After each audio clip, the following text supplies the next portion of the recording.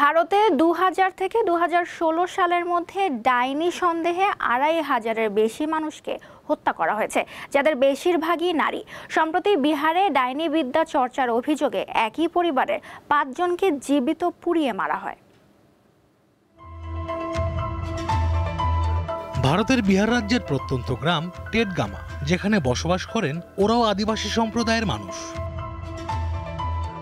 কুসংস্কার ও জাদুবিদ্যার অন্ধকারে ডুবে থাকা এই গ্রামে সম্প্রতি ঘটে গেছে এক মর্মান্তিক ঘটনা, যেখানে ডাইনি বিদ্যার চর্চার অভিযোগ তুলে একই পরিবারের ৫ জনকে নৃশংসভাবে পিটিয়ে জীবন্ত পুড়ে মারা হয়। পুলিশের প্রাথমিক তদন্তে জানা যায়, বর্বর এই হত্যাকাণ্ডের শুরুটা হয়েছিল ঝাড়ফুঁক বা লোকজ চিকিৎসা থেকে। জানা গেছে, নিহতদের পরিবারের কর্তা বাবুলাল ওরাও ঝাড়ফুঁক চিকিৎসার সাথে জড়িত ছিলেন। কয়েকদিন আগে একই গ্রামের প্রতিবেশী রামদেব ওরাওয়ের পরিবারের এক শিশু মারা যায়, গুরুতর অসুস্থ হয় আরও একজন।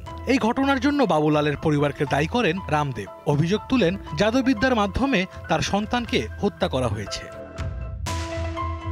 প্রত্যক্ষদর্শীরা বলেন, ৬ জুলাই রাত ১০টার দিকে বাবুলালের বাড়িতে গিয়ে পরিবারের সদস্যদের টেনে হিঁচড়ে বাড়ি থেকে বের করে আনে গ্রামবাসী। তারপর ধারালো অস্ত্র, লাঠি, রড দিয়ে নির্মমভাবে পিটিয়ে সবাইকে জীবন্ত পুড়িয়ে ফেলা হয়। এ সময় বাবুলালের স্ত্রী বাড়িতে না থাকায় তাকে ফোন করে ডেকে এনে হত্যা করে উত্তেজিত জনতা। নৃশংস এই হত্যাকাণ্ডের পর প্রমাণ লুকাতে মরদেহগুলো পাশের একটি জলাশয়ে ফেলে দেয়া হয়।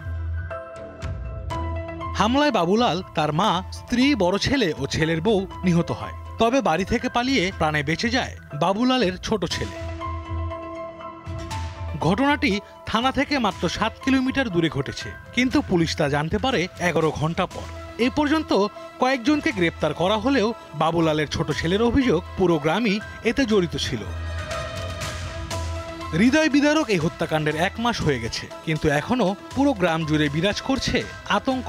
এখনো ভয়ে পালিয়ে বেড়াচ্ছেন বেশিরভাগ গ্রামবাসী। যে কয়জন গ্রামে আছেন, সেদিনের ভয়াবহতা এখনো তাড়িয়ে বেড়াচ্ছে তাদের।